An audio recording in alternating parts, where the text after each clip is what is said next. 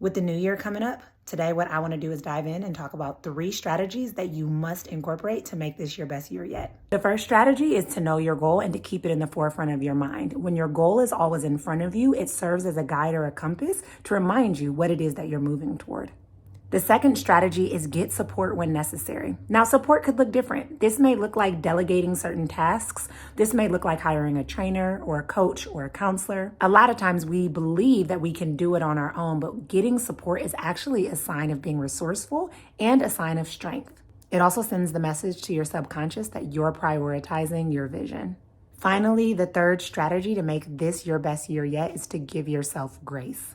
When starting a new year, we often feel like we're going to hit the ground running and that it needs to look a certain way. And when things get a little bit off track, we get frustrated and then we end up throwing in the towel before we even hardly got started. When you give yourself grace, you accept and acknowledge that you're human, that there may be setbacks, there may be changes or obstacles or roadblocks may come up, but you don't change the goal. You just change the strategy to get there. Giving yourself grace also allows you to reflect and learn so that you can be more intentional about the way in which you approach your goal moving forward. So, in what ways can you begin to prioritize and incorporate these 3 strategies to make this year amazing?